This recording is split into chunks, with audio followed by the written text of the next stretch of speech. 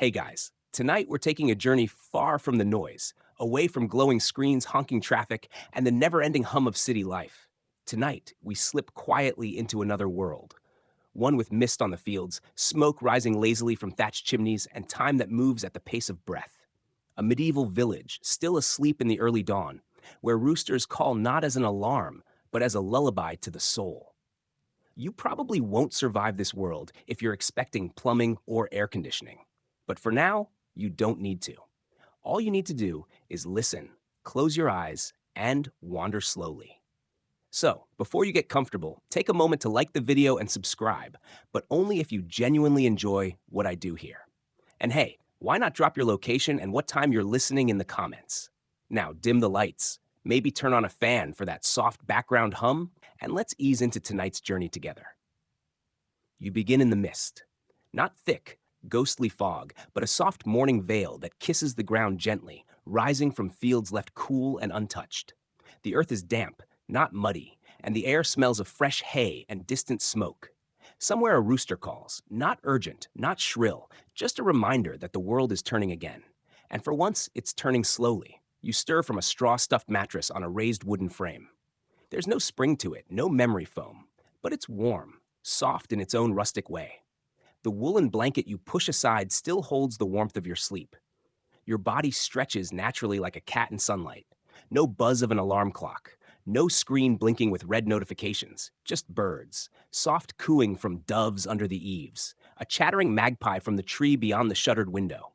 A world coming alive one note at a time. The cottage is one room, open and simple. A stone hearth at the center, where embers from last night's fire still smolder. Beside it, a blackened pot rests, smelling faintly of oats and herbs. You hear the soft shuffle of your family, bare feet on worn wooden planks, whispers of a new day. Someone lifts the wooden latch, and the door creaks open. A breeze enters first, cool and smelling of dew, and then the light follows. Not fluorescent glare, not LED blue, but golden, dappled, almost shy. Sunlight slipping through morning fog, bathing everything in that sleepy hush between night and day. You step outside, and suddenly, the village stretches before you like something painted in gentle strokes. Cob walls glowing amber, thatched roofs beaded with droplets, chickens pecking quietly in the dirt. Smoke rises in narrow wisps from chimneys. A few distant voices stir.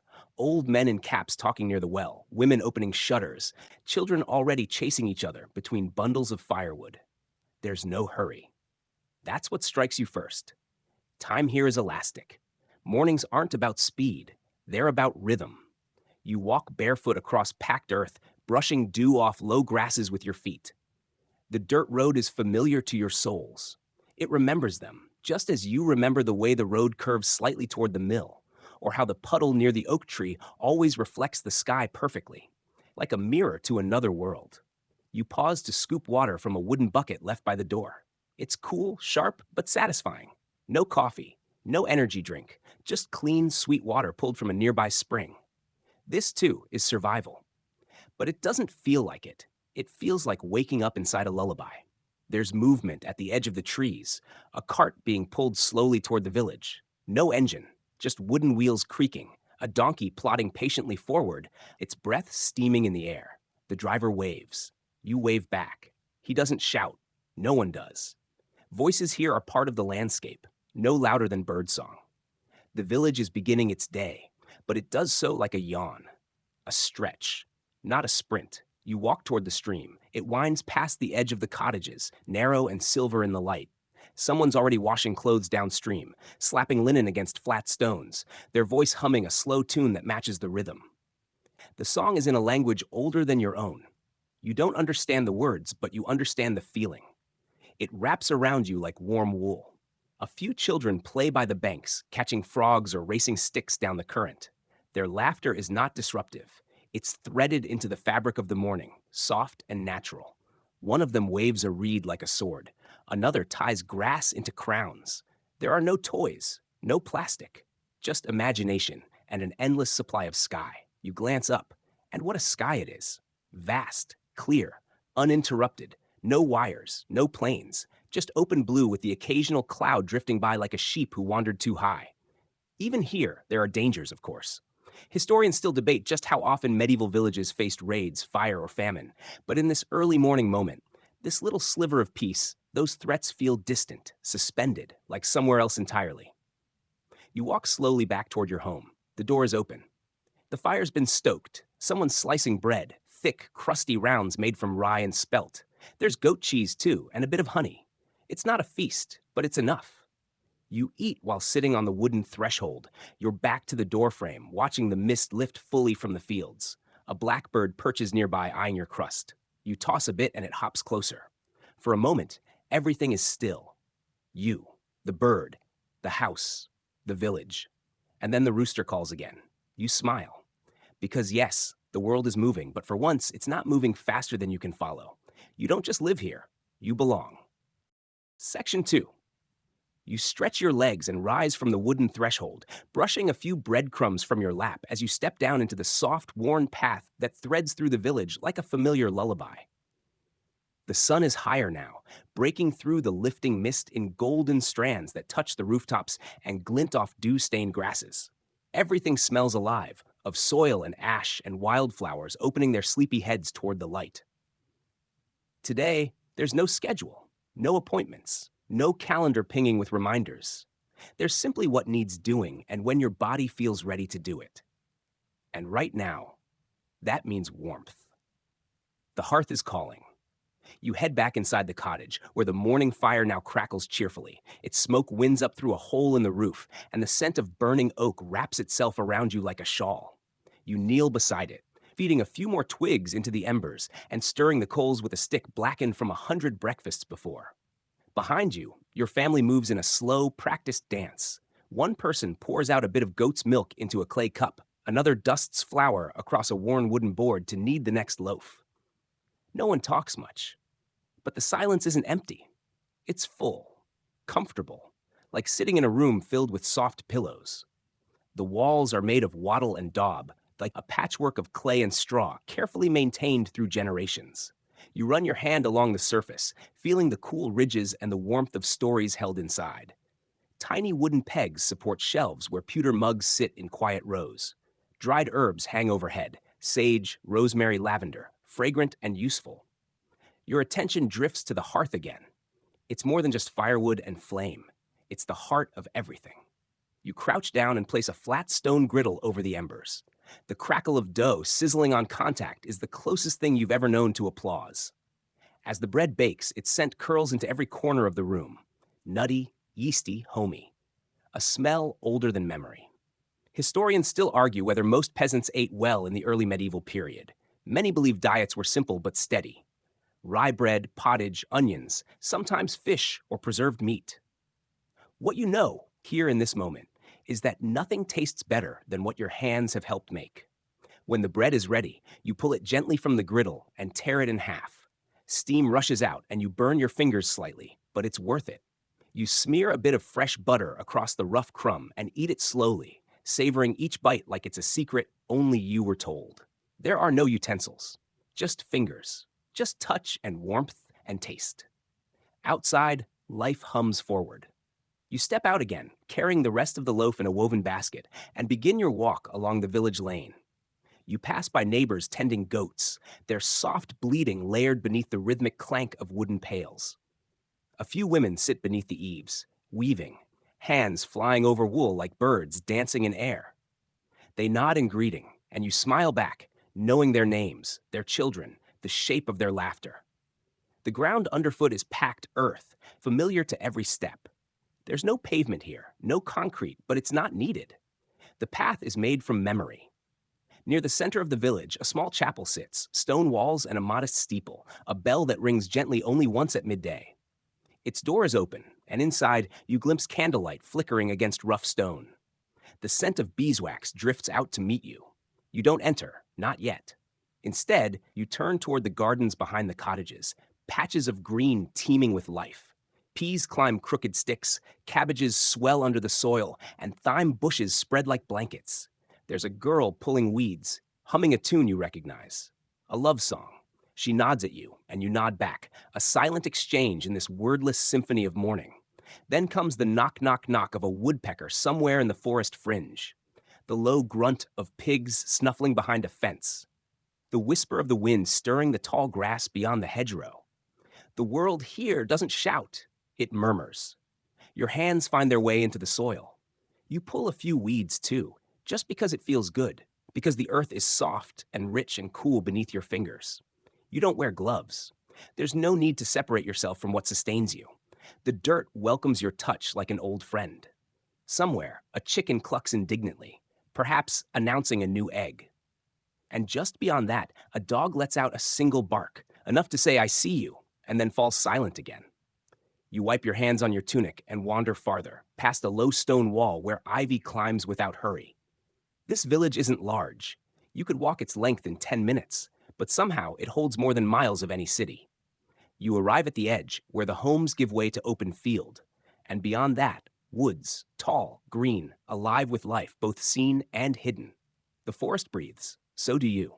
You sit on a low stump and take in the view. Fields that bend with wind, clouds that drift without urgency, and above it all, a sun that's still soft, golden, never glaring. Time stretches, and for a few moments, it doesn't feel like it's moving at all. A bee lands briefly on your arm. It lingers, then lifts away, zigzagging off toward some distant bloom. That's the pace of things here. Even the air moves slowly. You head back, eventually, toward home. But there's no rush. The path remembers your footsteps, and the door waits without complaint. Smoke curls lazily from your chimney, and a bowl of soup warms by the hearth. You didn't check your phone today. There wasn't one. You didn't rush through traffic or juggle 10 things at once. Instead, you lived like a tree in spring, rooted, reaching, unbothered by time. And that is its own kind of peace. Section 3. You're beginning to notice that the rhythms of the medieval village don't change much, and yet somehow each day feels subtly different, like nature has a secret way of coloring time. The sun is higher now, casting warm patches of gold across the thatched rooftops. Chickens scurry underfoot, dust puffing with every peck and flap. The village is fully awake. Today, you've been asked to help with a communal task, gathering firewood. Not the glamorous part of village life, but absolutely essential. Without a fire, there's no warmth, no food, no safety. The fire is your lifeline, and feeding it is as serious as any prayer you'll whisper inside the stone chapel. So you sling a woven basket across your back, grab a worn iron hatchet, and follow a few others down the winding path that snakes toward the forest's edge. The walk is quiet at first. The group doesn't talk much, but there's a strange comfort in the shared footsteps, the creak of leather shoes, the gentle rustling of cloaks against skin. Birds chirp somewhere above you in the trees, and a squirrel darts across the trail, its tail a streak of brown fluff. It stops and stares for a second, then vanishes. You almost envy it, nimble and unseen. Soon the open fields give way to thick underbrush. The forest stands tall and close, like it's watching. Branches lace together overhead, and the light dims just a bit. It's cooler here, and the smells change: moss, damp bark, old leaves. You breathe in, and the air is rich with the scent of earth and wood smoke from another village you'll never see. The first chore is simple: find fallen branches. You duck beneath low-hanging limbs, step over mushrooms, and listen for the satisfying crack of deadwood under your foot. Each good-sized stick gets added to the pile, long enough to burn slow, dry enough to catch fast. A boy beside you carries a bundle of kindling on his back. His nose runs, but he doesn't wipe it. It's just part of life. After an hour or so, your arms ache a little and your fingers sting from the cool dampness. But no one stops. The forest is generous, but only for a while. If you wait too long, others will come and you'll return empty-handed. That's not just inconvenient, it's dangerous. While you work, you stumble upon a strange sight. A tree, old and thick, with carved markings along its trunk. Not runes, exactly, more like symbols worn down with age. You ask an older man what they mean. He shrugs. Boundary mark, or maybe a charm, he mutters. Some folk think spirits live in the woods. You laugh a little, but not too loud, because in this world, you don't challenge what you don't understand. Historians still argue whether medieval villagers truly believed in forest spirits, or if those stories were just ways to make sense of danger and mystery. But here, standing beside a gnarled old tree with a notch that looks like an eye, belief isn't a choice, it's a reflex. Eventually, someone calls out, "That's enough." You gather your bundle, tie it with twine, and lift it to your shoulders. It's heavier now, and your back protests, but no one offers to carry it for you. Strength isn't praised here, it's expected. As you return, the forest seems to close behind you like a curtain. The air warms again. You pass by a field where sheep graze lazily beneath the watchful eye of a boy with a flute. He plays a tune. Not well, but with heart, and the melody follows you for a few minutes like a friendly ghost.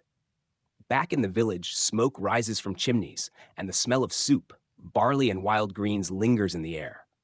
You drop your bundle near the communal stack and wipe your hands on your tunic. You feel useful, tired in a satisfying way.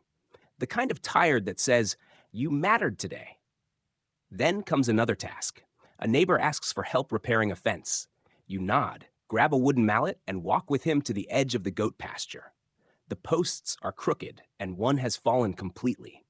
Together, you dig into the soft earth, reset the pole, and bind it tight with rope soaked in pine resin. You don't talk much. There's a rhythm to shared labor that doesn't need words. The goats bleat at you like disapproving elders. One tries to nibble your sleeve. You gently push its head away and chuckle. A small girl with bright eyes and tangled hair skips by, barefoot, her apron full of wildflowers. She stops, offers you a single daisy, and darts away. No reason, just because. You tuck it behind your ear. Why not? By late afternoon, the sun hangs low and lazy in the sky. Shadows stretch long across the grass. The village slows. Chores end. People gather, some near the well, others on rough-hewn benches outside their homes. Stories begin to weave between the pauses of shared bread and shared silence. Someone speaks of a neighboring town where a man saw a flaming wheel roll across the night sky. Others nod, not surprised. These things happen. You glance upward and wonder what they meant by wheel. A comet? A vision? A tale grown taller with each telling? You'll never know. Dinner is quiet. Turnip stew, bread, and cider that smells faintly like vinegar. You eat while watching the sky fade from blue to purple to indigo. A few stars blink into existence. Somewhere an owl calls. Night falls gently here. No rush, no buzz of electricity or glaring headlights, just the slow dimming of the world. You return to your cottage, where the fire is low but glowing. You sit beside it, toes warming, mind softening. Your body aches in small places, shoulders, knees, palms, but it's the good kind of ache. The kind that comes from doing, from being useful, from living inside your day. There are no mirrors, but you catch your reflection in the window, just a faint outline, flickering with the flames. You look older than you did this morning. Not in years, but in where? In depth, in the kind of gravity that comes from living close to the land. And as you lie down on the straw-stuffed mattress, listening to the wind pressing gently against the cottage walls, you realize something. The day didn't just happen to you. You happened to the day. Section 4. Morning in the village doesn't begin with an alarm. It begins with sound. The bray of a donkey, the crow of a rooster, the hollow clack of a wooden bucket being lowered into the well. You stir in your bed, wrapped in scratchy wool blankets, the smell of ash and smoke still lingering in your nostrils from last night's fire. Your body aches, not dramatically, but in the small, persistent ways that remind you you've worked for every breath of this life. There's no such thing as sleeping in. The village wakes with the sun, and so must you. The air is chilly, and your breath ghosts in front of your face. You throw on yesterday's tunic, it's the only one you have, and push open the wooden door to a sky brushed with pink and silver. A thin mist drifts along the ground, curling around the legs of sheep and the wooden wheels of carts already rumbling to life. You head to the well, nodding at a neighbor. Conversation is minimal. Everyone's still groggy. You haul the bucket up, the rope rough in your hands. The water is icy and cleanish, and you splash your face with it. The cold snaps you into the present. Behind you, someone is already tending the morning fire. The scent of burning wood competes with the damp smell of earth and old hay. Today's work is different. You've been asked to help with thatching repairs, a constant need in a village where straw roofs decay, blow off, or simply sag from the weight of time. The roof in question belongs to an older woman who lives alone at the far edge of the settlement. She smiles faintly as you approach, tools in hand, and offers you a hunk of bread as thanks. The work is slow and careful. You climb a wooden ladder and start untying the loose bundles, replacing them with fresh reeds bound in twine. It's itchy, dusty work. Straw gets down your collar, up your nose, under your nails. And then there's the balancing act. You're crouched on a roof no wider than a bench, and every gust of wind threatens to test your reflexes. Still, there's beauty in the repetition. Each bundle fits snugly, pressed against the last like scales on a great thatch-covered beast. You lose track of time. The sun climbs. A bell rings somewhere, mid-morning. Below, children chase each other in circles, shouting names and insults in equal measure. A dog barks half-heartedly, then flops back into a patch of sun. Thatching is one of those trades passed down informally. There's no school, no certification, just the memory of hands, yours and others, doing what must be done. Historians still debate just how specialized these skills were, or whether most villagers simply became jacks of all trades by necessity. You lean toward the latter. After all, who else is going to patch a roof except the people who live under it? By noon, your fingers are raw, your back screams a little, and your face is streaked with dirt. The old woman hands you a small cup of ale and some cheese. You eat sitting on the edge of the roof, feet dangling, watching the slow pulse of village life. A man walks past with a load of freshly sheared wool. Another pushes a wheelbarrow full of turnips. It's a choreography you've learned to move within. After the roof is finished, you head toward the common fields.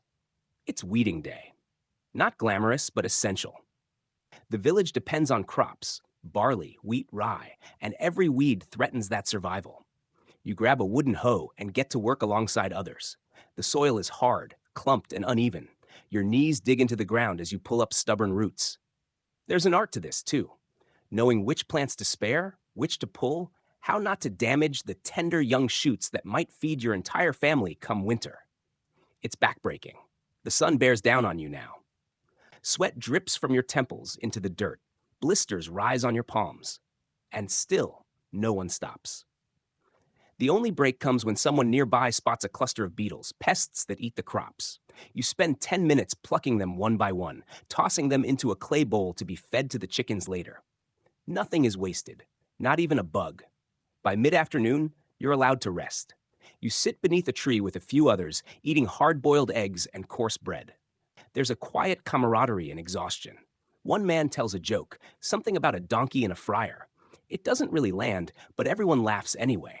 Maybe just because it feels good to laugh. In this world, rest is both rare and precious. But it's not indulgent. It's fuel for more work. Later, you're assigned a lighter chore, helping to repair a broken cart wheel. It's made of oak, bound in iron, and it cracked during a supply run. The village carpenter shows you how to fit the wooden spokes, how to soak the rim so it swells tight against the iron band. You're learning as you go, again. There's no instruction manual, just the unspoken rule. Observe, imitate, don't mess it up. While you work, a group of traveling pilgrims passes through the village. They're dusty, sunburned, and wide-eyed. One of them carries a carved walking staff. Another has a seashell pinned to their cloak, a symbol of Santiago. They don't say much, but they nod to you, and you nod back. Strangers are uncommon, but not unwelcome. News travels with them. Stories, too. That night, the village holds a small feast. A cow was slaughtered earlier in the week, rare meat divided carefully. There's broth, thick with root vegetables, and fresh bread from the communal oven. Someone plays a lyre, the strings buzzing with every pluck. You sit on a log beside the fire, warm food in your belly, light on your face, and you realize something strange. For all its hardship, all its aches and blisters and dust, this life has rhythm. It has texture. The days are long, but they're full. Full of work, yes, but also of meaning. You don't have a bank account, or a calendar, or a title, but you know your place. And that's something modern life often forgets to give. As the fire crackles and the stars wheel overhead, you lie back in the grass and let the sky press down on you like a blanket. Tomorrow, it will all begin again. And you're ready. Section 5, The Unseen Struggles, a day in the life of a medieval villager.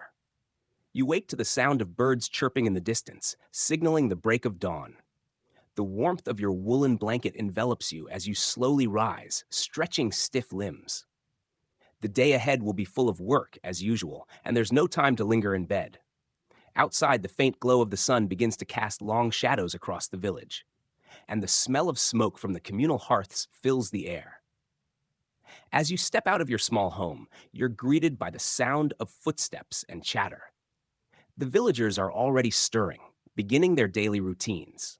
The scent of damp earth and fresh morning dew lingers in the cool air. You can see the steam rising from the morning fires, and a few people are gathering around the well, waiting to fetch water for the day. There's a rhythm to it all, an unspoken understanding that the day is starting and everyone plays their part.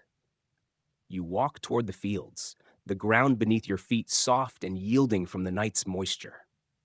The village, though small, is teeming with life.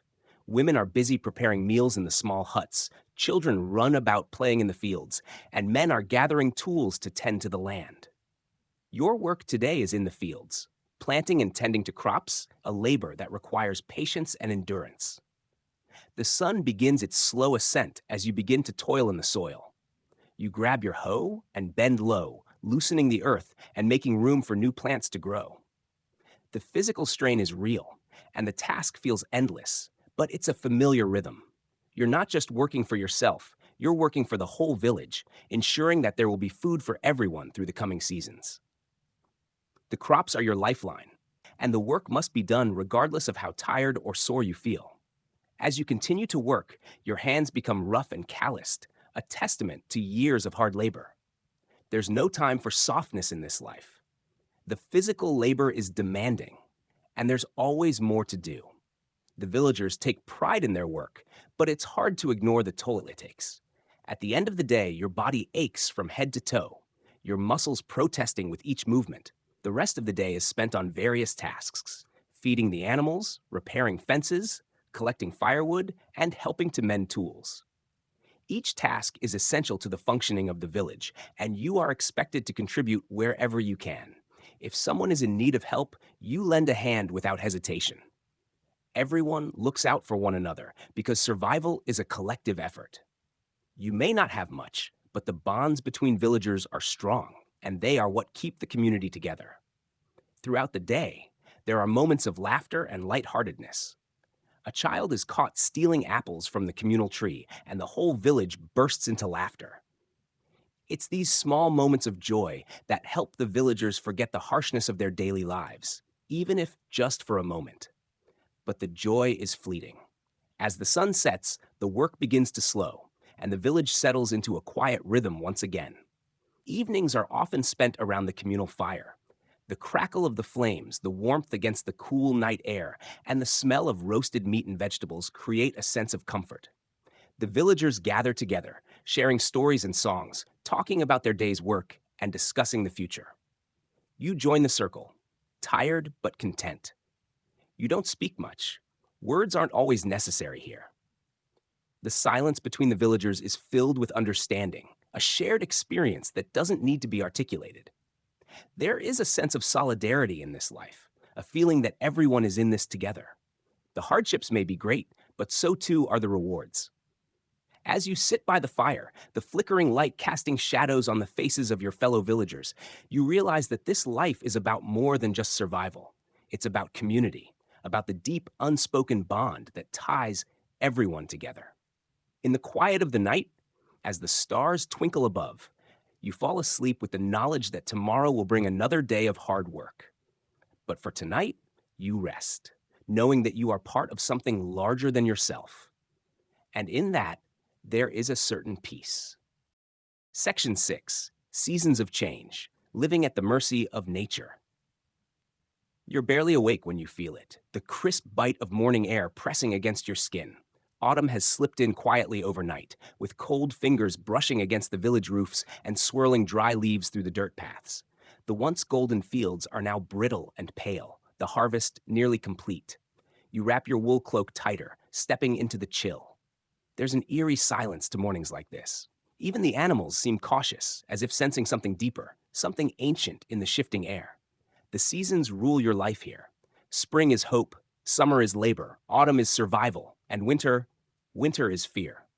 You don't mark the year by birthdays or holidays. You mark it by the state of the earth beneath your feet. Is the soil still soft? Are the crops bowing with weight or shriveling in drought? Each season brings its own joys and curses. Spring means muddy fields and aching backs, but also lambs, fresh eggs, and the first sprouts of greens poking up through black soil. You feel a rush of optimism then, watching seeds turn to life. But it's fragile. One late frost, and that optimism turns to mourning. Summer brings abundance, yes, but also sweltering heat, biting flies, and relentless work. You rise before the sun, trying to beat the heat, but by midday you're slick with sweat, the sun carving its way into your skin like a brand. You're grateful for the food growing in your fields, cabbage, barley, turnips, but the labor never ends. Children and elders alike collapse under the sun, and rainstorms, when they do come, are either too little or far too much.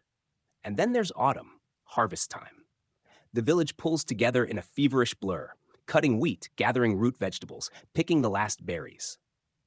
Your fingers bleed, your back cramps, but you keep going, because every full basket is another chance to make it through the bitter months ahead.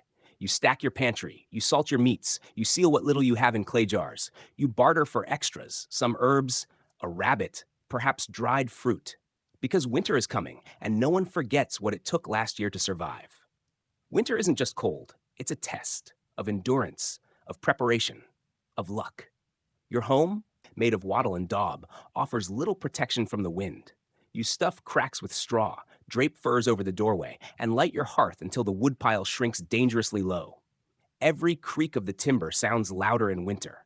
Every gust of wind feels personal. Food grows scarce fast. You ration. A handful of grain becomes porridge for the family. Dried beans stretch across a week. Meat is rare, saved for feast days or the very sick. You've never wished for spring more than in those weeks when the pantry's shelves go bare and the ground outside is frozen stiff. You sometimes dream of warmth like it's a person you once knew. In this world, weather is fate.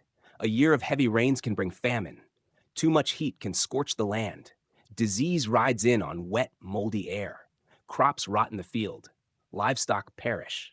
And there's no safety net. No government to help. No granaries unless you live near a wealthy abbey or a lord generous enough to spare a bit of his tax stockpile. Hunger becomes normal. So does watching neighbors fade away quietly in their homes.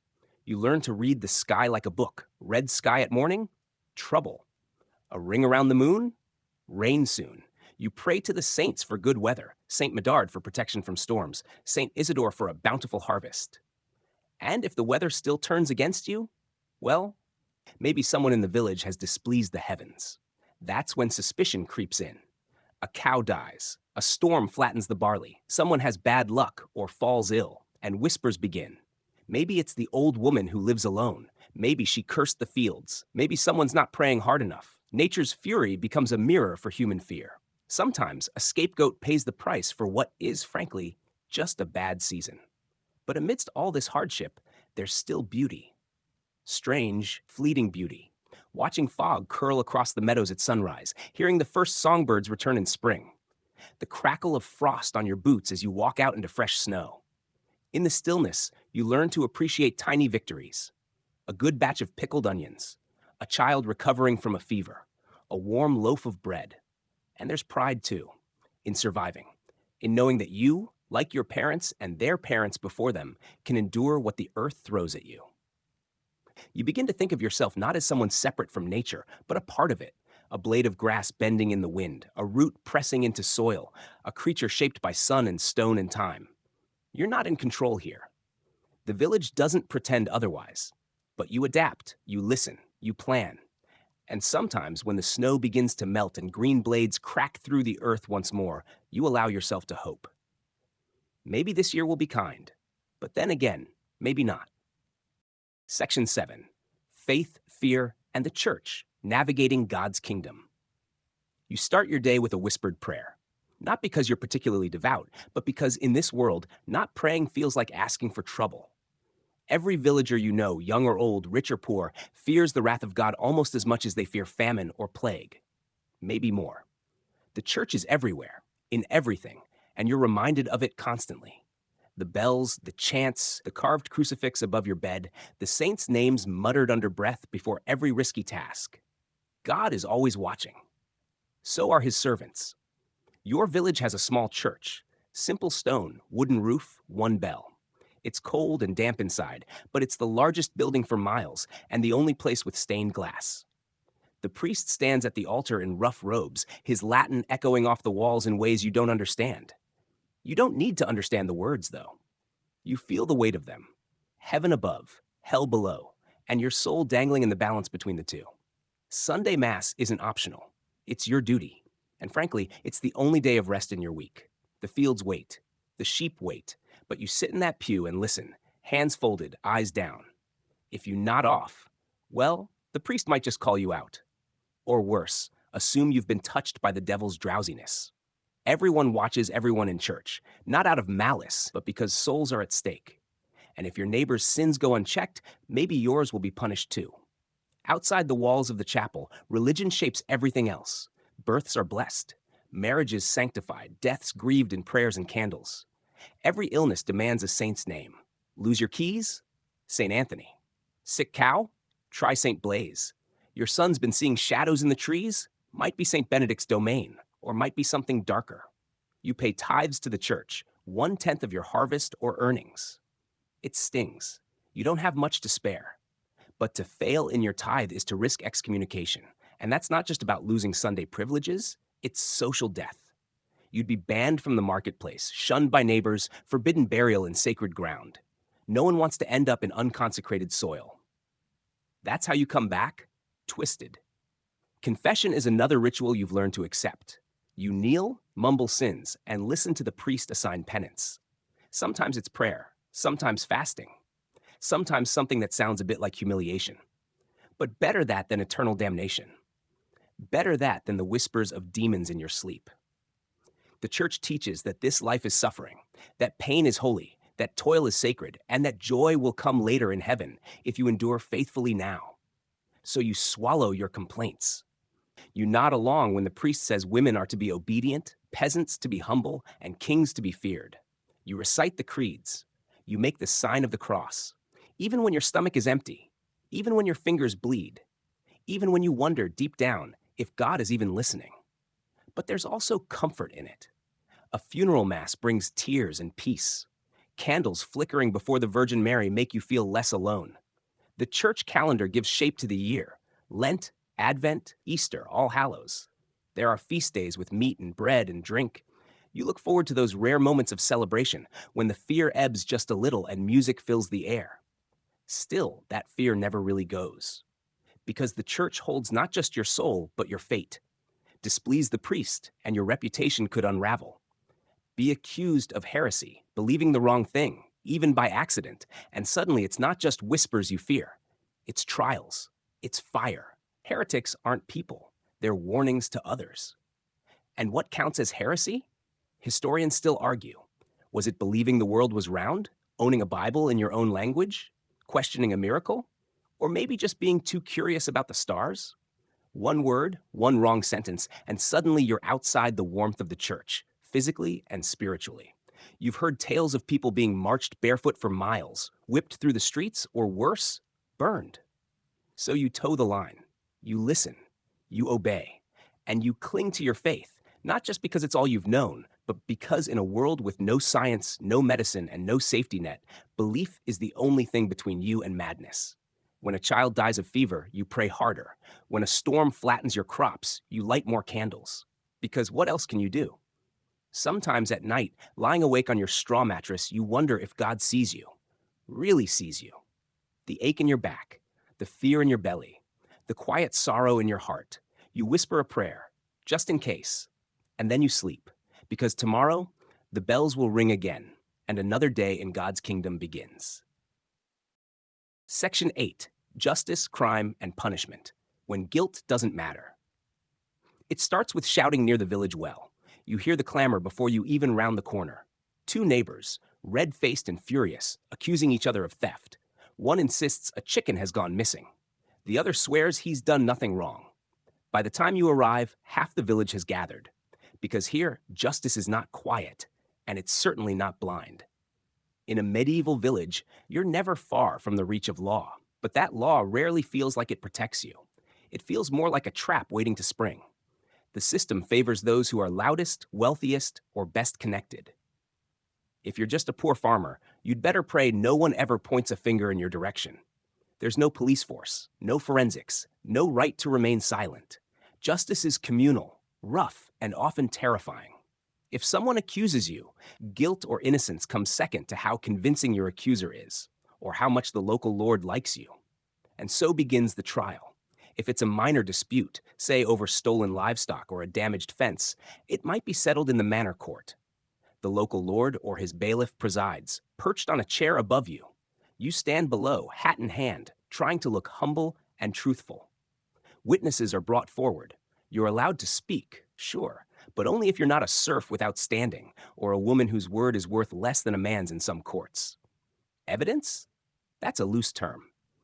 Maybe someone saw you near the coop. Maybe you've had trouble with that family before. Maybe you just looked guilty. Punishments vary. A fine, a beating, public humiliation, being tied in the stocks for a day or two while villagers throw rotten vegetables at you. It's not about justice. It's about order and reminders. More serious crimes like murder, arson, or accusations of witchcraft bring far worse consequences. You might face trial by ordeal. Yes, actual trial by pain. To prove your innocence, you might be made to plunge your hand into boiling water, retrieve a stone, and then have the burn wrapped. After 3 days, the wound is examined. If it's healing, you're innocent. If it festers, well, guilty as charged. Or perhaps they'll use the cold water ordeal. You're tied and thrown into a river. If you sink, you're innocent, but likely drowned. If you float, it means you've rejected the purity of water and must be in league with darkness. You're guilty, which means hanging or burning. Or if you're especially unfortunate, drawing and quartering. The law is designed not to protect but to control. It's laced with fear, and fear breeds silence. People don't speak up when wrong is done. They whisper behind doors. They keep their heads down. Because anyone can be accused. Anytime. By anyone. Even gossip is dangerous. You hear of a woman in the next village, called a healer, a midwife, a helper. But when a noble's child fell ill and died, people began to talk, said she used herbs too freely, that she whispered to spirits, that she knew too much. They dragged her to court. She was old, poor, and had no one to defend her. She never stood a chance. She vanished after that. Some say she was burned. Others say she was left in the woods to die. Historians still argue about how widespread witch hunts really were in early medieval times, but one thing is certain: fear of the other runs deep. Whether you're foreign, poor, eccentric, or unlucky, the village watches you. The church may preach mercy, but mercy is rarely found in the manor courts. And then there's collective punishment. If a crime is committed and no culprit is found, the entire village may suffer. Fines are levied, rations cut, taxes raised. You all pay for the silence. So when something goes wrong, a barn burned, a cow poisoned, you start looking at your neighbors with suspicion, or they look at you. Even the smallest misstep can draw punishment. Skipping Sunday Mass, public confession. Blasphemy, flogging. Cursing at a lord or his men, prison, if you're lucky. Execution, if not. Prisons, by the way, are dungeons. Wet, rat-infested holes where food is a luxury and infection a guarantee. Children aren't spared either. If you're old enough to work, you're old enough to be punished. A 12-year-old caught stealing a loaf might have their hand branded, or worse. There's no concept of juvenile justice. There's just pain and penance. You try your best to follow the rules, but sometimes even the rules aren't clear. You could be fined for selling bread that's too light, for traveling without permission, for brewing ale without the Lord's blessing. The world of medieval law is a maze of expectations and unwritten codes, and it's your job to guess them correctly, every single day. You keep your head down, you keep your mouth shut, and you pray. Because in this world, being innocent doesn't mean you're safe. It just means you haven't been noticed yet.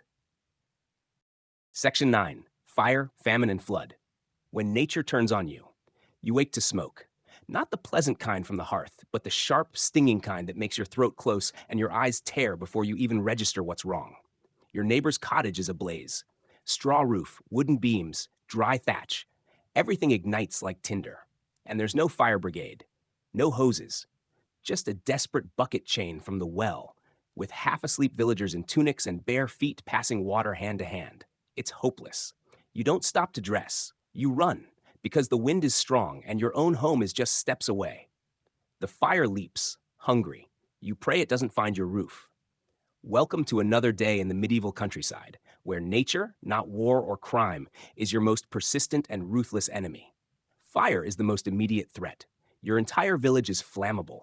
Every structure, every fence, every barn is built of timber and thatch. Hearths burn almost constantly, and embers escape easily. One careless child, one gust of wind, and a third of the village could be ash before noon. But fire at least is visible. Famine creeps in silently. A dry spring means poor crops. A wet summer means rotting wheat, too many hungry mouths and not enough hands to sow the next field. A single bad harvest can mean months of hunger. 2 bad years? People die. First the old, then the very young, then whoever's unlucky enough to fall ill. You eat bark, weeds, boiled leather. The rats become fair game. Then the dogs. Your body weakens, your breath shortens, your skin sags, and your mind turns inward, obsessed only with the next bite of food. You're not alone. Half your neighbors are suffering too, but no one speaks of it aloud. Famine carries shame, as if it were a personal failing. You grow thinner. You stop visiting the market. You stop singing. The records speak of the Great Famine of 1315 to 1317, where crops failed across Europe. Villages starved. Parents buried children. Some turned to darker solutions. Historians still argue whether tales of cannibalism are true or just chroniclers' exaggerations, but the whispers alone are enough to haunt you. Hunger twists people. It blurs the lines of right and wrong. Then come the floods. Your village is built by a river, because that's where the land is fertile. But rivers are fickle things. A sudden downpour upriver can swell the current without warning. Water spills its banks, washing away crops, collapsing fences, soaking firewood, drowning livestock. Your home might be spared, or it might be under 2 feet of mud by morning. There's no flood warning system, no emergency fund. When the water rises, you climb onto furniture and pray. If the current comes through your walls, you hope it spares your family. Afterward, you dig, you sweep, you cry. You rebuild with hands too tired and spirits too numb. The mud sticks to everything, your floor, your clothes, your memory. And drought, that's its own curse. The sun bakes the earth until it splits. The fields crumble to dust. Wells dry up. Livestock collapse. You ration every cup of water like gold, watching your children's lips crack from thirst. A week without rain becomes a sermon topic. A month becomes a panic. The priest declares a fast. The village gathers to pray for rain. Sometimes it works. Sometimes it doesn't. And when it doesn't, you blame yourself. Maybe someone sinned. Maybe a ritual wasn't followed. Maybe God is angry. Even in winter, nature strikes. There's the cold, of course, bitter, bone-deep cold that seeps into your joints and never leaves. But also the ice, the snow, the scarcity. The ground freezes hard, and digging for root vegetables becomes a test of endurance. Your breath becomes mist indoors. The cow's milk dries up. Firewood becomes treasure. One night without enough kindling, and someone might not wake up. There's a saying among villagers, the world tests you, the Lord measures you. And whether that's comforting or cruel depends entirely on the season. Weather is not your friend. It is not neutral. It is a living force that changes your fate day by day, year by year. You plan for the best. You prepare for the worst. But preparation only goes so far when your food supply depends entirely on the whims of sun and sky. The calendar is built around survival, the planting season, the harvest, the solstices, each one a moment of hope or dread. Every year, you whisper prayers to saints of agriculture. You press charms into the soil. You light candles in thanks when the wheat sprouts. You cry openly when the frost arrives early. And through it all, you survive. Barely. Because you've learned to live with uncertainty as a constant companion. Your belly may be empty, but your heart holds tight to small mercies. A surviving lamb, a sudden rain, the scent of fresh bread on a feast day. Still, each year you wonder, will this be the one that breaks us? You look at your hands, cracked and red from working frozen fields, and wonder how many more seasons they'll endure. You count the stores of grain, and you know they won't last the winter. You see the clouds gathering above, and your chest tightens. Nature is not cruel exactly, but she is indifferent. And in a medieval village, indifference kills. Section 10. Justice, Punishment, and the Pillory, when the law was a spectacle. You're accused of stealing a loaf of bread. You didn't, or maybe you did, it's hard to say. Hunger makes people desperate. But here you are, dragged to the village square, your wrists raw from the rope, your knees aching from being forced to kneel before the manor's appointed bailiff. The entire village has gathered, not out of concern, but curiosity. In a medieval village, justice isn't quiet. It's entertainment. You're not entitled to a lawyer. No one explains your rights because you don't have any. Justice here isn't about fairness, it's about order and making sure everyone knows what happens to people who step out of line. If you're lucky, the local lord hears your case and dismisses it with a warning. But more often than not, justice is left to the reeve or bailiff, locals with little training and even less patience. You try to protest, but you're silenced. A neighbor testifies that they saw you lurking. That's enough. Circumstantial evidence is practically gospel. And once suspicion settles on you, it's sticky. A thief, a liar, a witch. It only takes one whisper. Punishment is swift and public. Stocks are erected in the square. You're locked in, arms and head through wooden holes, your back exposed to the sun, rain, and jeers. Children throw spoiled food. Adults mutter curses. You stay there for hours or days. There's no water, no rest, just shame. And that's one of the lighter sentences. For more serious crimes, or those merely believed to be serious, punishments grow darker. Branding with hot irons, mutilation, fines so steep they ruin entire families. If you're found guilty of poaching, they might cut off a hand. If it's heresy, you could be burned. That's not hyperbole. Public executions aren't just real, they're ritual. Morbid theater with the village as audience and you as the unwilling lead. And the pillory? Worse than stocks. You're upright, vulnerable, exposed to every sneer, insult, and thrown object. Some die from exposure, others from blunt trauma. All leave marked, not just in flesh, but in spirit. Even once released, you're never seen the same way again. You're the person who got caught, and that stain sticks to your children, your spouse, your home. Historians still argue whether these punishments were uniformly enforced or selectively brutal. Some suggest certain villages were more lenient, others more cruel depending on the local lord's temperament. But one thing is clear. There is no presumption of innocence, just a communal need to maintain order, often at your expense. But the law doesn't just punish, it polices behavior, belief, and identity. Gossip can be criminal, speaking ill of the church, wearing the wrong color during mourning, failing to kneel at the right time in Mass. Small infractions? But in the eyes of local authority, these are seeds of rebellion. And rebellion must be stomped out early. There's also trial by ordeal. Yes, really. If you're accused of something but the court can't decide, you might be ordered to hold a red-hot iron or be plunged into cold water. If you burn but don't blister or float rather than sink, you're deemed innocent. If not, well, then your guilt is confirmed and worse punishment awaits. Of course, the rich rarely suffer the same way. A noble accused of theft might pay a fine. A peasant accused of the same might lose a hand. Justice here bends toward power. You don't expect fairness, you expect survival. And sometimes, survival means silence. You don't question authority, not the bailiff, not the lord, not the priest, especially not the priest, because blasphemy is as serious as theft. Suggesting that your misfortune might not be punishment from God could get you branded a heretic. Even expressing too much doubt too loudly might earn you a suspicious glance that never quite fades. There are jail cells, sure, but most villages don't have formal prisons. Instead, punishments are immediate. They're meant to be seen, meant to warn.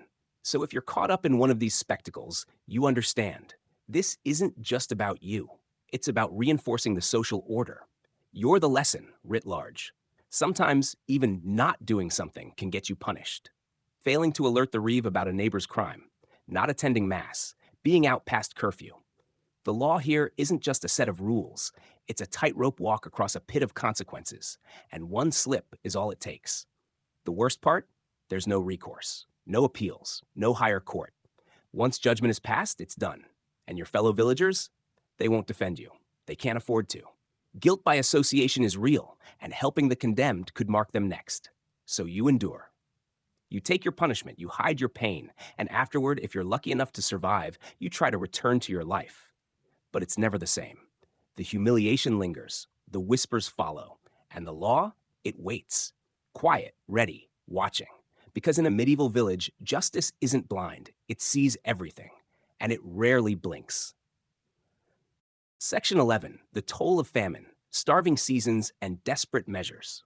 It starts with a gray sky. a season of cold rain or unseasonal frost. The fields lie soggy or frozen, crops fail, the sheep miscarry, the hens stop laying. It's not dramatic at first, just a gradual absence, fewer potatoes, less bread, thinner soup. But by the second month, your belly is always empty. By the third, famine has arrived. And you're not ready. Because how could you be? There's no canned goods, no food bank, no government aid. You survive on what you harvest and store. And when the harvest fails, there is only so much to go around. Grains are rationed. Root vegetables become treasures. What little meat remains is reserved for the Lord's table. You are left with crusts, if that. Even in good years, you live close to hunger. Your diet is already monotonous: rye bread, thin porridge, maybe a bit of cabbage or onion. But now the bread is filled with sawdust to stretch it. The porridge is watered down until it's more broth than substance. And still, it's not enough. You start to dream about food: boiled eggs, salted pork, even burnt crusts from a past meal. But dreaming doesn't fill you. You work on an empty stomach because the sowing season won't wait. You still have to walk miles to the fields, carry stones, chop wood. The hunger just makes it harder and slower and deadlier. People begin to collapse. Old people go first, quietly fading away. Then the children grow silent, glassy-eyed. Some families try to move, searching for food elsewhere, but traveling without provisions is its own death sentence. You stay put. You hope for a miracle. And then there's the grain bin, the Lord's granary. Behind locked doors lies enough food to feed the village for a month, but it's not yours. Not unless the Lord deems it so. And if he doesn't, or steal. Some try. Desperation makes you bold. A few sneak out at night, hoping to siphon off a sack of oats or a handful of barley. If they're caught, the punishment is severe. Thieves are beaten, branded, or worse. But sometimes villagers look the other way. After all, everyone is starving. There's an unspoken code. Don't get caught. Don't make us choose between loyalty and empathy. The worst years are remembered by name. The Great Famine of 1315. The Bad Harvest of 1257. Historians still debate the full toll of these events, whether they wiped out 10% or 20% of the population. But what's not up for debate is the human cost, the suffering, the slow fade of entire families. And then the rumors start. People begin to whisper about dogs going missing, about strange meats in the stew, about bones found in the fire pit. Cannibalism is the final taboo, the line you don't cross. But in the dead of winter, with snow still on the ground and no food left to scavenge, even that line starts to blur. And you try not to think too hard about that stew your neighbor offered. But even without crossing that line, people get creative. Boiling leather boots, eating bark, mixing mud with flour, anything to stretch a meal, anything to trick your stomach into thinking it's full. The physical toll is horrifying. Your body shrinks, ribs protrude, gums bleed, wounds don't heal. Women stop menstruating, children stop growing. You are tired all the time. You move through your days like a ghost. There is no comfort from the church either. The priest says it is God's punishment, maybe for greed, maybe for sloth, maybe for sins no one can name. You pray harder, you fast even when you're already starving. Because maybe, just maybe, piety will bring rain. Some believe it's witches, or Jews, or heretics. Someone must be to blame. So the hunger becomes a catalyst for violence. Pogroms, witch trials, angry mobs. When people have nothing left to lose, they lash out. And if it's your face they choose to blame, heaven help you. And yet the seasons turn. Eventually the sky clears, crops begin to sprout, you dig in the ground and find green shoots. Hope, but recovery is slow. You are a shadow of yourself. Half the village is gone.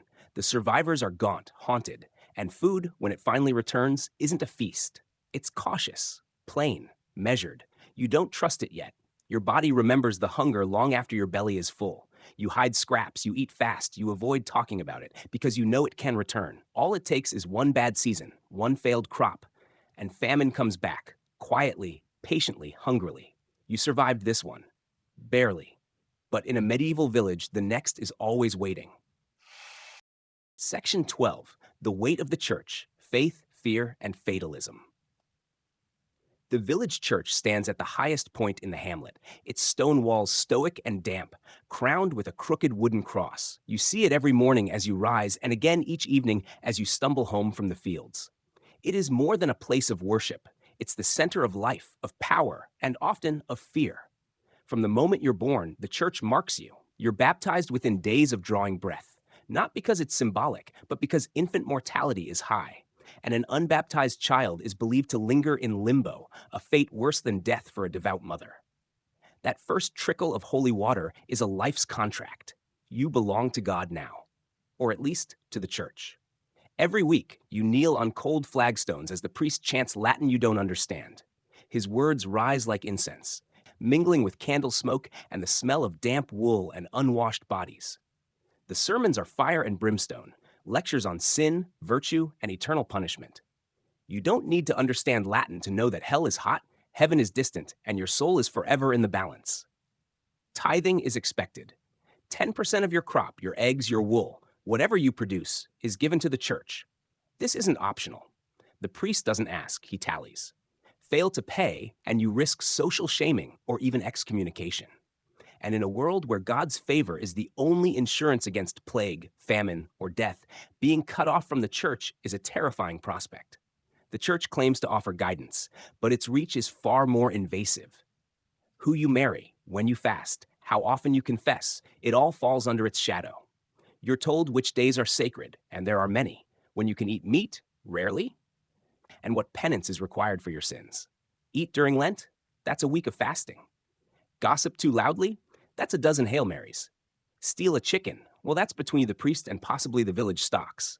Still, you believe, because belief is the only answer to suffering. Why did your child die? Why did the crops fail? Why did the Lord raise taxes?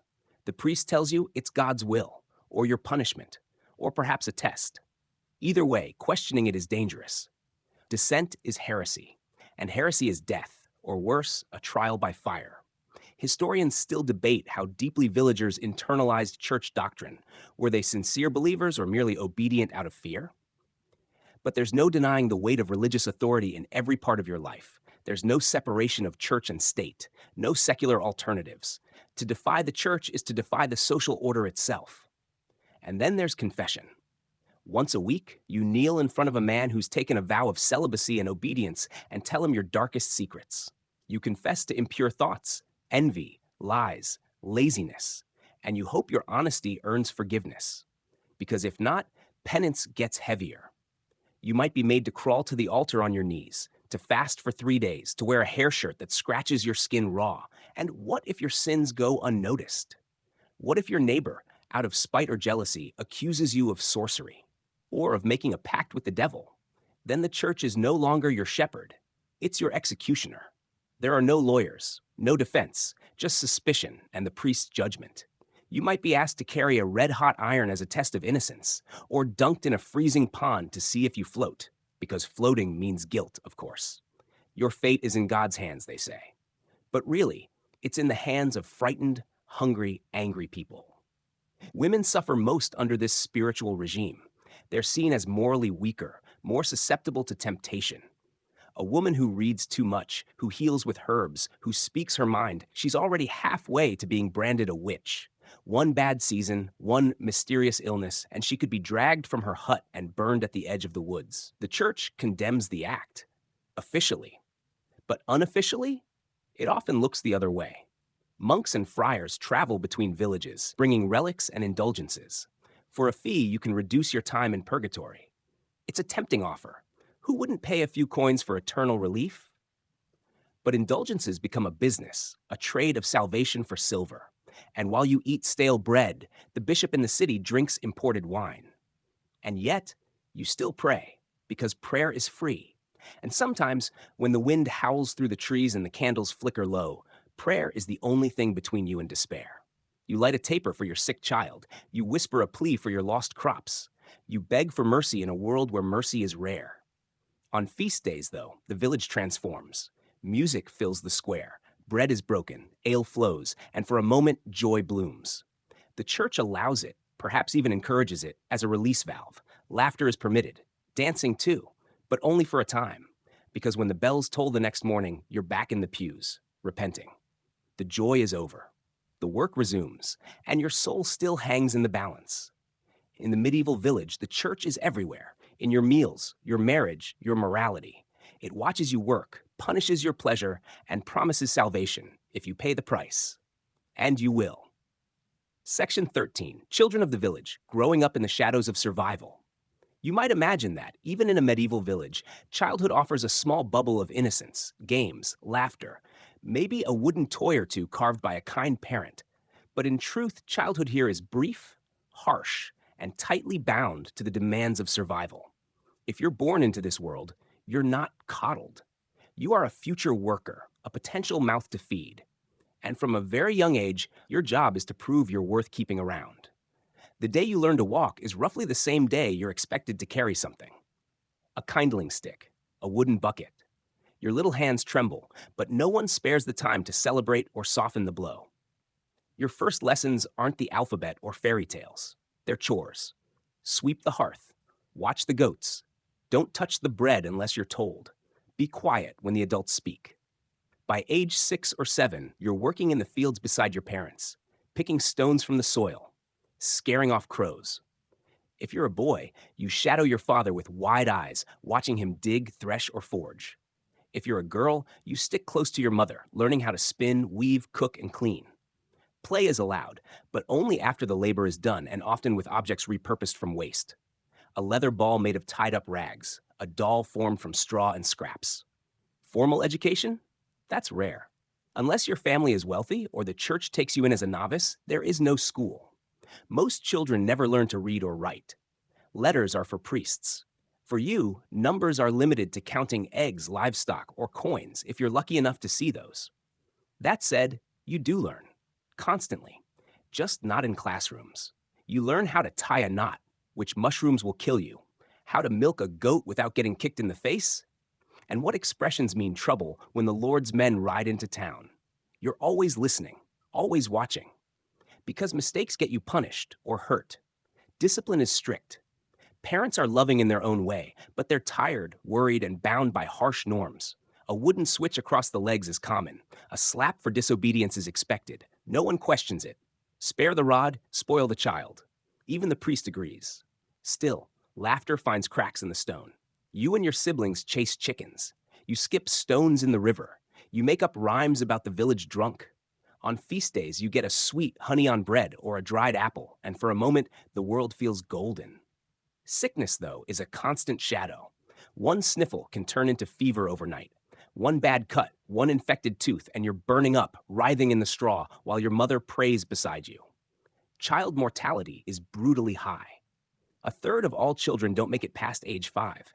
If you survive that, you're seen as lucky. But even then, illness stalks you. Measles, mumps, tuberculosis, whooping cough. And medicine? Boiled herbs. Bloodletting. Maybe a charm tucked under your pillow. Superstition shapes your worldview from the start. You're told stories of spirits in the woods, saints watching from the heavens, and devils whispering in your dreams. If your friend drowns in the river, it's because he angered a water sprite. If your crops fail, it's because someone gave you the evil eye. You wear an amulet carved from bone. You never walk counterclockwise around the church. You learn these things the same way modern kids learn traffic lights and passwords. If you're a girl, your path is narrower still. As soon as your body starts changing, maybe around age 12, you are considered a woman. Marriage can come shockingly early, sometimes arranged before you even understand what it means. You belong to your father, and soon you'll belong to your husband. Autonomy is not a word you know, but you've seen your mother bear it all. The chores, the babies, the grief. You brace for the same. If you're a boy, there's the looming pressure of labor or service. You might be apprenticed to a blacksmith, a tanner, a miller, if your family can afford it. Otherwise, it's farm work or worse, being drafted into the local lord's militia. That sword you carved from wood? One day, it might be real and heavy and stained. Historians still argue whether medieval children experienced childhood as we know it, or if they were simply viewed as miniature adults. The truth likely lies in between. There are lullabies, and even toys preserved in the archaeological record. But there's also burial after burial of small skeletons, bones marked by disease and hunger. And yet, children adapt. They make up songs. They whisper secrets under wool blankets. They find joy in small things, a beetle, a rainbow, a stolen kiss behind the thatched granary. Their world is brutal, yes, but it's still a world. And they grow into it, as all children do, faster than you'd think. The hardest part? Hope. A child in a medieval village grows up knowing exactly what life will be. No dreams of college or travel. No, what do you want to be when you grow up? You already know. You'll be like your parents, and your children will be like you. Unless, of course, fate intervenes. A war, a plague, a fire, a chance encounter with someone from the monastery, a runaway lord's son hiding in your barn. There are stories, strange ones, whispered after dark, about peasants who rose above their station, who became scribes or saints. But they are just stories. And you, as a child, are taught to dream small, because dreaming big only makes the fall harder. Still, one night, after the chores are done, you lie on your back in the grass. The stars above you shimmer like distant candles. You don't know what they are, but you know they're beautiful. And in that moment, childhood feels very real indeed. Section 14, the Lords Above, Power, Privilege, and Peasants Below. You don't choose the world you're born into, but in the medieval village, where you fall on the social ladder defines everything about your life. You are a peasant. That means the fields, the calluses, the endless work. But just over the hill, in a manor house or a fortified keep, lives someone very different from you. A lord. He doesn't till soil. He doesn't eat barley every day. He might not even know your name, but he holds your fate like a coin in his palm. And no, he's not a king. That title's far above him, but to you, he's as high as it gets. Your lord is part of the feudal system, this enormous, creaky machine of power that underpins all of medieval life. It works like a pyramid. At the top, God, then the Pope, then the king, then powerful nobles, then lesser lords, and finally, way at the bottom, peasants. That's you. In theory, the system is a mutual agreement. You farm the land, and in return, the Lord provides protection. But in practice, it's a bit like saying a cat allows a mouse to eat crumbs in its kitchen. The protection is conditional. The taxes are not. You owe the Lord rent, not just in coin, which you barely have, but in kind, a portion of your grain, your chickens, a week's labor repairing his roads or building his barns. If a war breaks out, he might conscript your only ox. If he hosts a feast, you could be expected to provide firewood or game. Sometimes you're even expected to offer hospitality if his men come through, meaning you feed and house armed strangers under your thatch roof, and heaven forbid you can't pay. That's when the steward comes knocking. He's not noble, but he's powerful. His ledger is thick. He knows what you owe and when. Miss a payment? He seizes your tools, your goats, your land. If things get bad enough, you might be expelled from your cottage, left to wander until another village dares to take you in, which they often won't. The Lord's justice is another beast. If someone steals your chicken, don't expect a fair trial. You go to the manorial court, which the Lord or his appointed bailiff presides over. There's no jury of peers, no lawyer, just fines, punishments, sometimes stocks or even public flogging. Historians still argue whether these courts were effective forms of local justice or just tools for reinforcing feudal control. What's especially galling? The lords believe they are better than you, not just richer, but inherently superior. Some claim divine favor. They wear silk, speak French, read Latin. They hunt for sport while you hunt for dinner. Their children learn to joust. Yours learn to dig. If you're caught poaching game from the Lord's forest, land you walk past every day, you could lose a hand, or worse. And yet the Lord isn't entirely safe either. His power depends on alliances, marriages, and the favor of those above him. A single misstep and his lands can be stripped. His rivals are always watching. His soldiers are always ready. Because violence isn't just a threat from peasants, it's from within his own circle. Still, the gap between you and him is immense. You glimpse it most clearly during holidays. While you scrape together root stew and dry bread, the manor hosts feasts. Whole pigs, jellied eels, imported spices, music, goblets of wine, laughter that carries across the fields while your children cough from the cold. Sometimes you work at the manor, maybe as a kitchen boy, a scullery maid, or a stable hand. You see things then, marble floors, tapestries, fire that never goes out. You hear conversations in languages you don't understand. And for a fleeting moment, you dream. What would it be like to live there? To wear linen? To eat fruit in winter? But dreams don't pay tithes. There are rumors of lords who are kind, who hold feasts for the villagers, who forgive debts during bad harvests. But there are also those who are cruel, who demand the right to sleep with a new bride, who raise taxes arbitrarily, who hang dissenters from trees along the road. Whether those rumors are true or exaggerated, no one agrees. What's clear is that you're vulnerable, and the Lord is not. Some villagers whisper about rebellion, others turn to the church. God sees all, they say. The mighty will be humbled. And yet, year after year, the plow turns soil. The coins vanish into the steward's pouch. The inequality endures. Your world is not one of social mobility. You do not dream of becoming a lord. You dream of a good harvest, a warm bed, a year without taxes rising.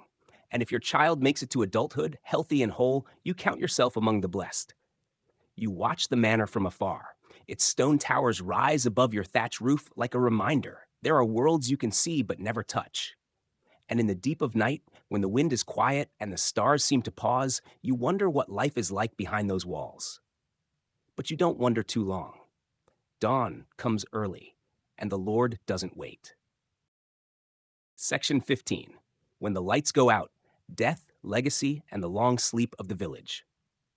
You wake up coughing again, not from illness this time, but from the sharp, earthy bite of wood smoke hanging in your one-room cottage. It's winter now, and every hour of heat is stolen from the forest. Sticks gathered by hand, dried under your cot, burned low to make it last. Your breath clouds in front of your face even indoors. Your fingers feel swollen, numb. Your back?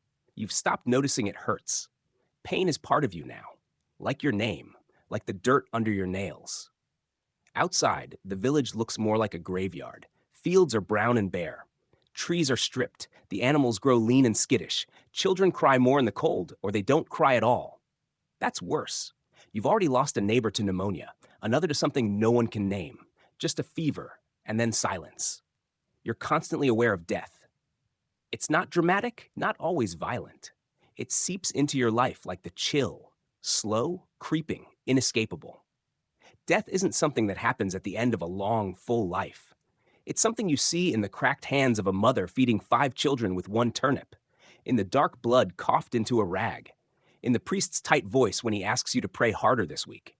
But death isn't just a loss. In the village, it's a responsibility. When someone dies, the whole community feels it. You dig the grave, you carry the body, you whisper prayers in Latin you don't understand, and then, just like that, you return to work. Because grief doesn't change the planting season. And yet, even in all this shadow, there's a strange resilience. You survive by learning to live with endings.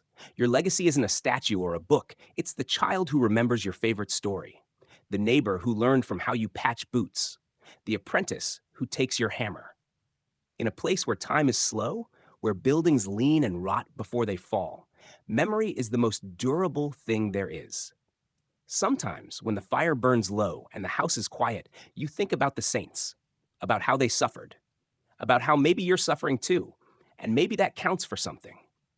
Maybe heaven is full of people who smelled like dung and smoke and never owned more than a wooden bowl and an old scarf. Or maybe not. Historians still argue whether medieval villagers truly believed in the rewards of heaven or if the clergy simply convinced them to. But you hope. You need to. Because that's what gets you through the worst nights. A faint belief that all this struggle isn't just noise in the mud, that someone sees, that it matters. And in those rare moments when the fields are green and the cider flows and music stumbles out of someone's homemade flute, you feel something like joy. Not comfort, never that, but a kind of warmth, like the village is exhaling together, like maybe, just for one night, you aren't trapped, you're alive, and that's enough. The years pass, the seasons blur, the land keeps taking and you keep giving. Your children grow, and you see your face in theirs. You learn to be grateful for small things, a sharp knife, a quiet day, a loaf that rises just right. Eventually, your body begins to slow. The chores take longer. The pain lingers deeper. You rest more than you move, but you don't stop. No one does. Not until the breath finally leaves you, one final morning, as the rooster cries and the hearth glows. And when you're gone, the village will go on.